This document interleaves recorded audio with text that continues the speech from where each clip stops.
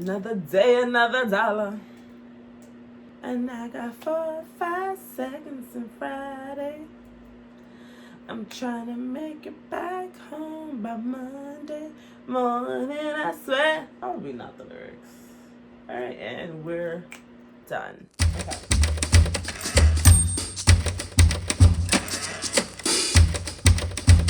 Welcome to or welcome back to my channel. My name is LaShawn and this is Lush Uncut. So on this week's video, I'm coming to you with a 2-for-1. We are going to do a book review and I'm gonna do a short rant in response to one of the topics that are highlighted in the book that I'm going to review. Before I continue on, I just want to give another shout out to my new subscribers. I think we're nearing 900, so we're getting close to 1,000. Super excited about that. So thank you everyone for subscribing to my channel. Glad that you enjoy the content, and I hope that we continue to grow and that everything good that can come out of this, I hope it does. And thanks for everyone that's been commenting and for being super nice in the comments. It's just been really nice to be able to see the positive reaction to my videos, so thank you. So on today, like I said, I'm going to do a book review and a short rant. I'm going to start with the book review. The book that I will be reviewing today is one of my all-time favorites. This book changed my life. It changed my perspective. It's a good book, and this book is, drumroll, Black Rednecks and White Liberals by the amazing Thomas Sowell. This was the first book I read by Mr. Sowell. Sorry if I mispronounced his last name. Mr. Sowell, and this right here is an amazing book. So for my objective review of this book, I'm gonna give it a 5 out of 5 because it was very hard for me to find something about this book that I did not like. I searched really hard and I decided that I did not like. I guess the only fair criticism I guess I can give to Mr. Sowell right in this book is that he doesn't present a lot of opposing viewpoints to the claims that he's making. Well, he presents them, but he doesn't really fully much go into details about those viewpoints. But again, this is his book about his topic. He doesn't necessarily really have to do that, so I don't think it's like a fair criticism. But I guess if you wanted to find something bad with the book, I guess you can say that. So yeah, that's the one thing I guess I did not like. What I did like was the width of historical content in relation to the size of the book. This book, the meat of the book is 291 pages long, and the amount of historical content and just events that he dissects within a short amount of writing space, as you can see, the book is really not that long, and he manages to put so much in such a small amount of space, and which was just, I thought, just really good. Second, his writing style is nice and fluid. It's easy to follow despite the complexity of the topics discussed. He goes into detail again about a lot of things, and he manages to break it down so that anyone with just a basic understanding of history and literature can understand exactly what he's trying to say, which does take a lot of talent to do, and he was able to do that throughout the whole book, no matter what he covered. Number 3, Sowell's perspective is refreshing and enlightening. He frames his arguments in a way that is understandable and provides ample evidence to support each of them. Basically, he looks at these issues and these events in a way that is not normally discussed or highlighted when we're talking about them. And he when he explains himself, it's very hard to disagree with him because he just makes so much sense. So that's one thing I like about Sowell. It's his argument, his debate skills are A1. You can't argue with this man. He's so smart. So yeah, that's the 3 things I liked about this book. So On to the content review. Now, this book has 6 chapters, right? And the 6 chapters, I decided I'm going to list them, are Black Rednecks and White Liberals, Are Jews Generic? The Real History of Slavery, Germans and History, Black Education, Achievements, Myths and Tragedies. And lastly, History versus Visions. Now, it is a little difficult to do an overall content review because each of the chapters, as you heard, have very different subject matters. So to do like a comprehensive content review is a little difficult because, again, there's just so much to cover. Despite the fact that the content was just so large and like comprehensive, and it's kind of difficult to just throw all of it onto one content review, the book overall made me feel relieved. Right? It made me feel relieved because it took away a lot of historical mistruth about America's history regarding slavery, and it helped me to relieve some of the angst I had towards the United States of America.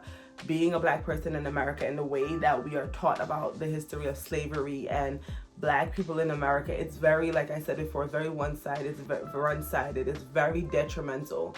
But after reading this book, and I got a more worldwide perspective on the history of slavery, it really made me like feel a lot more proud to live in America. Like, if you read the book, and as I continue on with my rant and whatever the case may be, you will understand why I felt this way. This book really relieved a lot of just like disdain I had for like the little bit I did, that I did have for America. So yeah, his main thesis is that this kind of goes back to his title, Black Rednecks and White Liberals.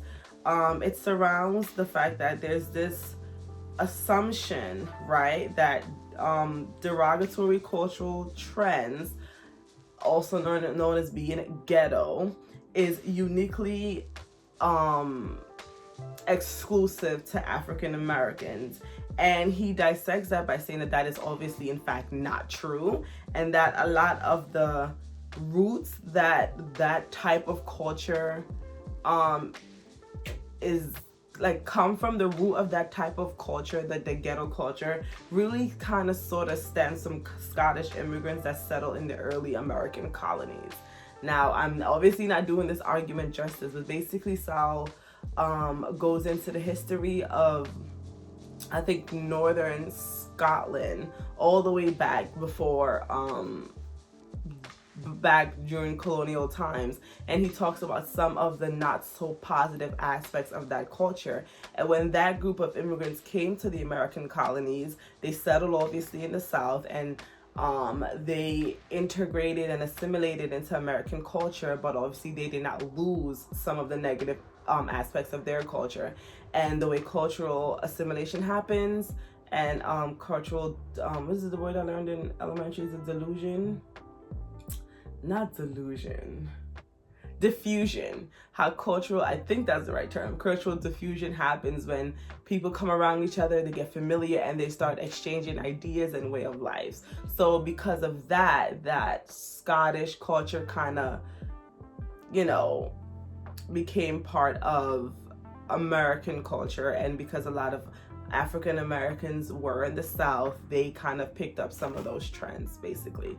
So that to me was just like, wow, like I never thought about it that way, because like even as like a West Indian immigrant, and I'm snitching on my people a little bit here, but even we have had a negative depiction of African Americans. Even when we're back home and when we come here, we're all subjected to the misinformation of the media and how it depicts African American. So for me, it was just like, oh, that it doesn't say it makes sense, but it gives an explanation for a lot of things that I see. And also like noting that these cultural trends are not unique to African Americans. Like it's not that I ever thought that it was. I always thought that like you just can't group a whole bunch of people together like that, but just seeing it in such a different light, in a different context, was just enlightening. It's nice to know history. So that's one thing that Sowell talks about. He also talks about like the history of slavery, the world history of slavery. And I mean, such good information, like such good information. And as far as the content review goes, the book was solid. His arguments are solid. It's very hard to disagree with him, like I said before. So yeah, all in all, I think this book is a very worthwhile read, and it honestly should be a requirement for every high school aged per individual in America to read a book like this, because what he does is that he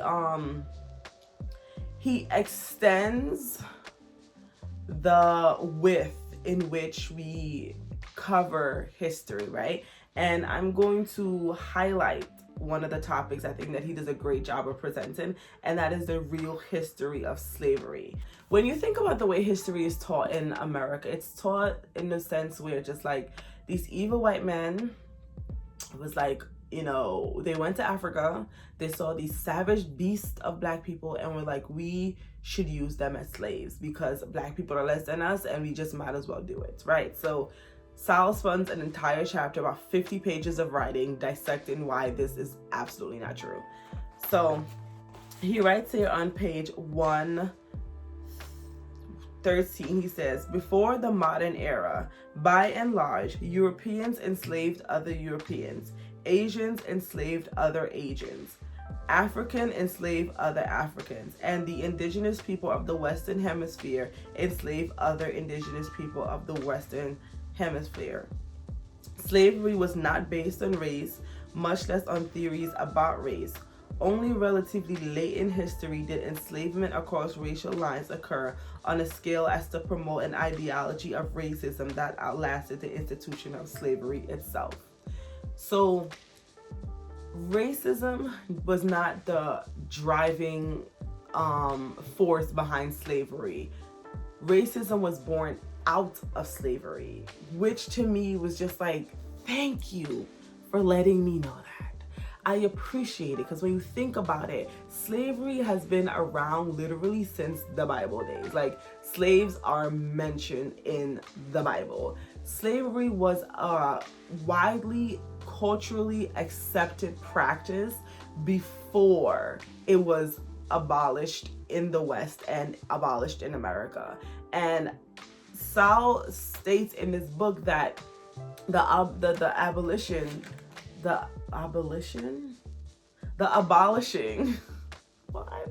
Of slavery was not done for economic or convenience, for economic benefits or for convenience. It was done, and it's done in the West, and it started in the West because people started to question the morality of owning another human being. And it was really because of Western civilization that slavery declined to the point that it is now in the world. Slavery is still very much happening in parts of this world, and Eastern and other non-Western civilizations were forced to abolish slavery because of the influence and the power that the countries and the civilizations in the West had. So if it wasn't for Western culture and Western civilization, slavery would not have ended. Again, this is not taken away from the horrors of slavery, but it shines a light on just the way how history is taught and how just incorrect that can be. And that kind of goes into my rant here, which is rant numero 7, which is 6. So rant number 6 is called History Out of Context, and it kind of goes into a lot of what I was saying before about how history is taught. The reason why Sowell was able to make such a based argument is because he made it in a more comprehensive worldwide viewpoint. He was able to include other cultures and other parts of history and other parts of the world that whose history is connected to ours, that are not often discussed. And this kind of leads into my point with how we take history out of context, and then we hold people that did certain things to our current moral standards, which honestly speaking, unless you were born within the last year, you have done something or said something or had a viewpoint that is contradictory to how we see life is and what we consider to be morally acceptable in 2021. Like literally every human being unless they were born a year ago, did something that we now considered unacceptable. So I think we need to just get off our cultural and moral high horses and just relax a little bit. The reason why this thought kind of came to me, and it's what brought me back to this book and made me decide to do a review on it, was because I was watching this YouTube video. I'm not gonna mention the YouTuber or whatever because I don't want no static. So this young lady was talking about the statues that have been taken down or vandalized last summer during the protests and riots that occurred after the death of George Floyd.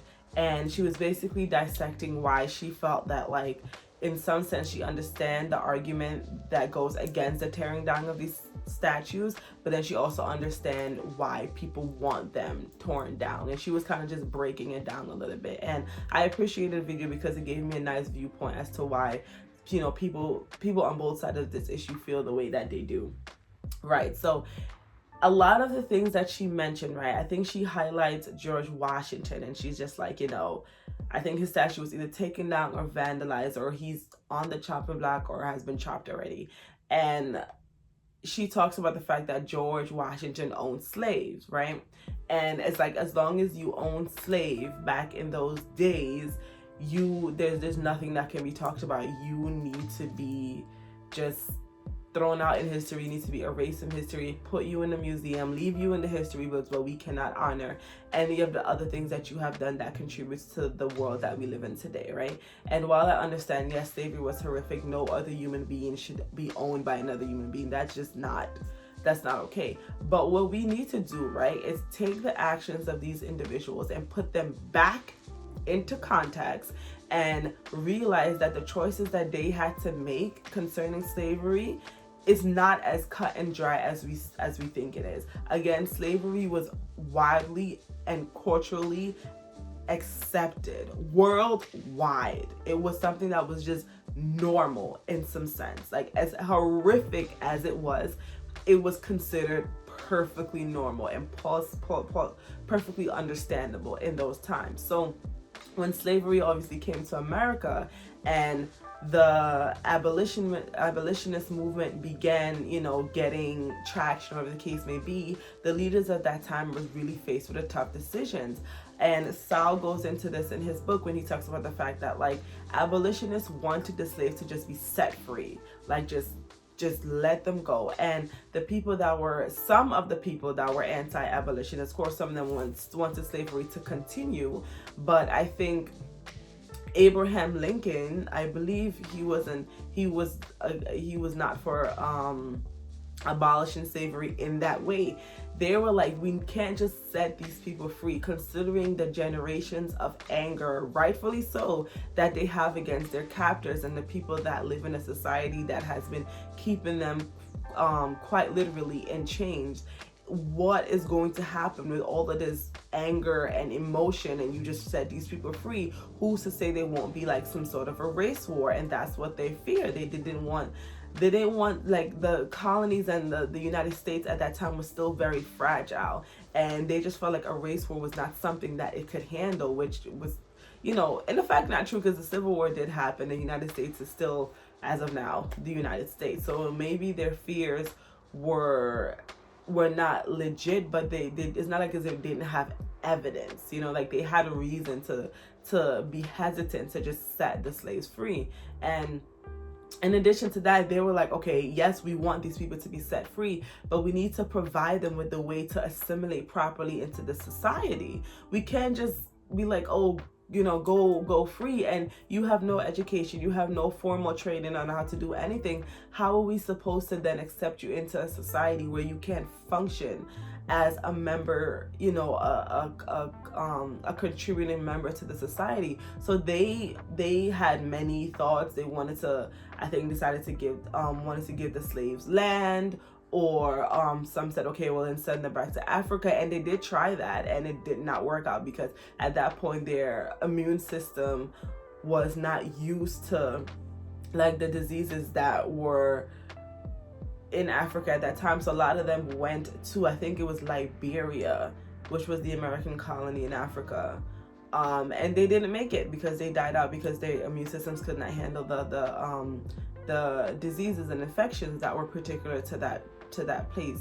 So they toggled a lot of ideas, and I think tensions got to the point where they had the Civil War, and we all know what happened after that. Like I was saying before, I think it is important for us to put history back into context so that way we can get a better understanding of it and why the people that made the decisions that they made in that time, why they made them, and what it meant for us as a society now. Like, Sowell talks about how George Washington owned his slaves, but on his deathbed, he made sure that his slaves were not sold or provided for. Like, he genuinely was opposed to slavery, but it wasn't as cut and dry. The decision to abolish slavery, the method and the process that was to follow that decision, it was not as simple as we have made it out to be. So again, read this book. Like, honestly, if any of the other books that I've ever recommended, I think I did 2 so far, I really, really encourage you all to read this book. If you want to learn more about the history of slavery, just history as a whole, again, it's not just slavery that he talks about. That's just the thing that I chose to highlight because it connected to my little rant. But read this book because it's just great. Thomas Sowell is amazing. I'm also reading this right here by him. This textbook here. Basic Economics. This is another one of his one of his books, and it's a great read so far. I haven't really put much of a dent in it, all things considered, but it's a good book so far. And I understand economics more than I did after graduating college and minoring in economics. So there's that. So I think Thomas Sowell is amazing. Outside of his book, if you want to watch some videos on him here on YouTube, give him a listen. He's just an awesome person. So that is the end of this video. That's the end of this rant. Again, I think you should read this book. And if you're a teacher or you're a parent and you have children, don't depend on the education system to give your child a good understanding of history. Take some time out to read books like these yourself, listen to videos, do your own research, so that way when your child learn these things, they're doing so with a better understanding and a more comprehensive view of these issues and these events and these happenings, right? So that's the end of this video. Before I go, I have a short announcement. We are nearing 1,000 subscribers, so I decided that I wanted to do 1,000 subscriber Q&A. I think that's a thing that YouTubers do, so I'm a YouTuber, so I guess I should do it. So if you have any questions that you want to ask me, don't get too personal because I honestly won't answer them. About just anything that seems appropriate, feel free to throw them in the comment section below. Or if you haven't, you can go ahead and follow me on the Instagram. My Instagram handle is _LUSH__. That's _lush__. My profile is public, so you don't necessarily have to follow me to ask me a question. But if you feel free to, yeah, sure.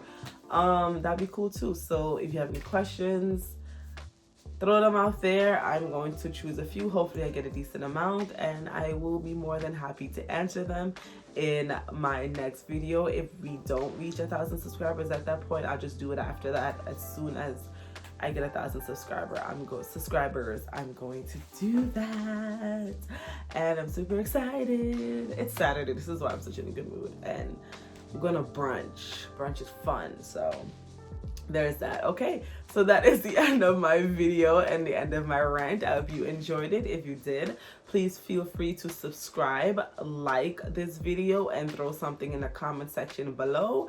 And if you are that much appreciative of my content, feel free to hit that Feel free to hit that notification bell so that when I upload, you will be notified. Thank you for your time and attention. Happy Easter for those that are celebrating. I finally get to go back to church after a year. The building is back open, and I'm super excited for that. So yeah, thank you for your time and attention. Remember to be blessed and be a blessing.